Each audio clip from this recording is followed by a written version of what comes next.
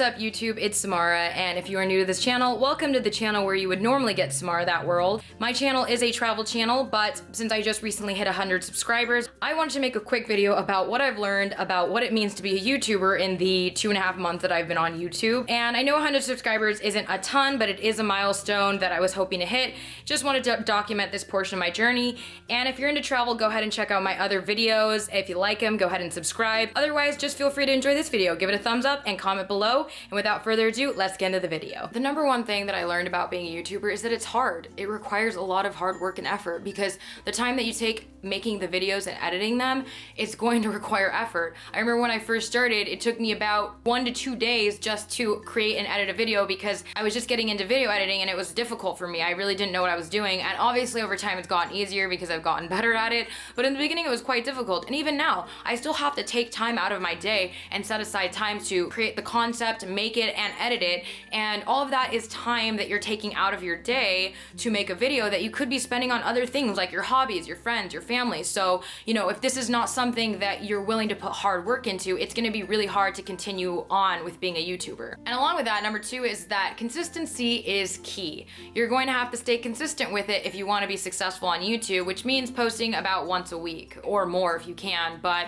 yeah, I mean, if you want to be a YouTuber, it's going to be hard if you're only posting once every few months. To be a YouTuber, I really feel like you need to be posting consistently because then you are actually a YouTuber. You make videos on a regular basis on YouTube. So yeah, that's kind of what I've learned about being a YouTuber as well, is that consistency is key. Because honestly, you guys, my impressions have been going up as I've continued to post videos every week, and I'm assuming that that will continue to happen as I post more. But yeah, I've been consistent with it, and if you want to be a YouTuber, you got to be consistent with it as well. Number three is that I realized you also have to really support other people on YouTube because YouTube is a community. And if you guys think that I just got to 100 subscribers just willy-nilly, like, no. I actually put in time to supporting other channels. I go watch other people's videos. I comment on them. I like them. You know, I'm trying to actually be supportive of other channels as well so that I get that same support back. You can't expect people to support your channel if you're not willing to also provide support. So yeah, I think like YouTube really is a community, and there's a lot you can get from the YouTube community if you seek it out and if you're willing to put yourself out there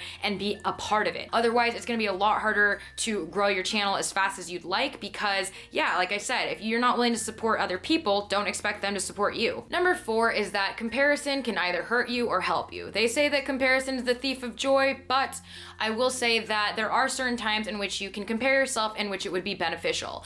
I'll say that it's not a good idea to compare yourself if you're comparing your numbers to other YouTubers, because some people within their first 2 months are gonna have 1,000 subscribers because one of their videos goes viral and all of a sudden everyone has access to their YouTube channel, but that's not gonna be the case for everyone. It also depends on what niche you're in. People in different niches are gonna have different numbers. The kind of content they put out is also gonna affect their numbers. So don't even focus on the numbers because you're gonna end up feeling defeated if you end up looking at other people and comparing your numbers to theirs. But where comparison will help you is if you compare your videos to other people and the quality. If you see someone doing something and you really like the way that they do something or the quality of the video editing, then try to incorporate that into your videos. But just make sure that if you're doing that, that you stay authentic to yourself, because that's also really important. But yeah, I mean, comparison doesn't have to be a bad thing. You can use other people's videos as inspiration to improve yours. Number five is that you need to put time into your marketing because once again, unless one of your videos goes viral and you have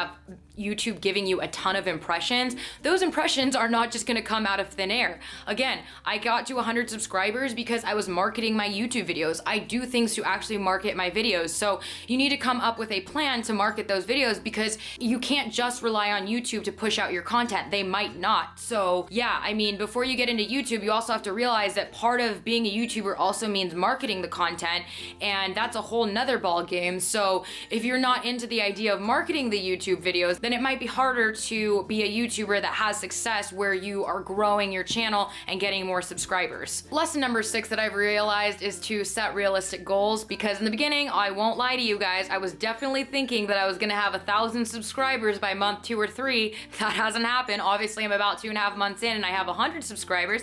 So grateful for all of you, by the way. Thank you to all of you who have subscribed. I really appreciate it and I'm very grateful. But yeah, I mean, that goal of having 1,000 subscribers was not realistic for my channel. And as I started to research more about this, I realized that actually most YouTubers end up getting 1,000 subscribers within 6 months to 2 years of starting a channel. So that's actually a more realistic goal.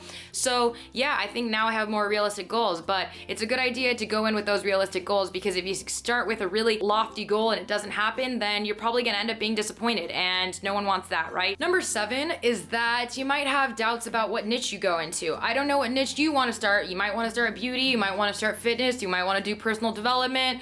I obviously did travel, but yeah, I mean, there's been moments where I've doubted the niche I'm in. Should I be in the travel niche? You know, because I've also thought maybe I should get into personal development, because that's also really important to me. And a part of me is still questioning, maybe I should start another separate channel for that, but at this point in time, I don't have time for it, so I'm gonna stick to travel, because I also really love travel, you know? So you might have those moments where you question your niche, but I think ultimately, if you love what you're doing, that's gonna be what fuels you and keeps you going in the niche that you're in. And it doesn't always have to be, once again, about the numbers and the success. It can just be about making videos that you love and helping people with those videos. Lesson number 8 is that to be a YouTuber, you really have to not care what people think of you, because if you think about it, you're putting out content that people are either going to like or dislike. And when you become a YouTuber, everyone's gonna have an opinion of it, because everyone has an opinion about everything. Your friends, your family, whoever it is gonna have an opinion about you starting YouTube, either good or bad. And yeah, you kind of just have to not care about the bad, because people are gonna have bad opinions of you. And from what I know of YouTubers that have made it and have become more successful, all of them end up having haters. Some of my favorite YouTubers that I absolutely adore have haters. I'm like, how can you even have haters? How can people not like you? So yeah, I mean, you're always gonna have people who don't like what you have to say or do, or they're gonna have some sort of critique for your videos.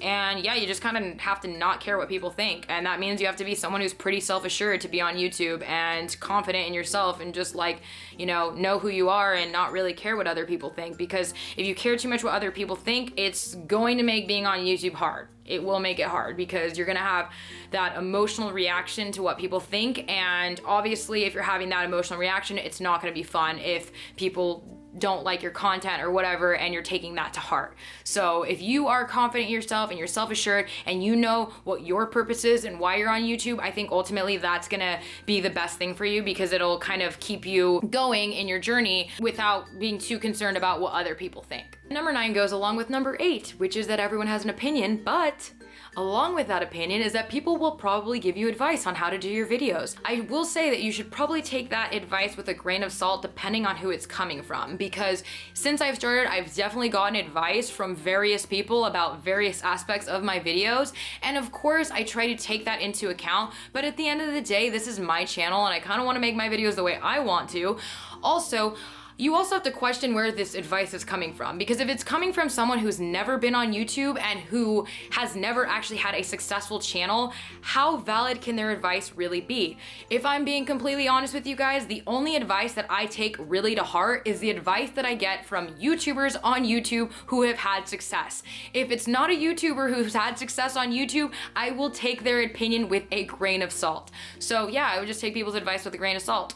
Unless they're, obviously a successful YouTuber, then go ahead and take their advice. And lesson number 10 about what I've realized about being a YouTuber is that you really need to love it. You need to love what you're doing, because like I said, it's gonna be hard work creating the videos and editing them. So if you absolutely hate editing videos and this is not fun for you, then it's gonna be really hard to be a YouTuber. Some people get on YouTube because they wanna be, famous on YouTube, or they wanna make a lot of money. I really don't know. People have various reasons for why they get on YouTube, or even some people just get on because they wanna be able to provide help for people, right? And I think that's an amazing thing, but big but, if you hate filming and editing videos, that is a major portion of YouTube. So whatever your goal is or whatever reason you're getting on YouTube for, if you don't love making and editing videos, it's going to be hard to be a YouTuber. So yeah, just consider that before you get into YouTube. Anyways, that is all I have for you guys in this video. Again, if you liked it, give it a thumbs up.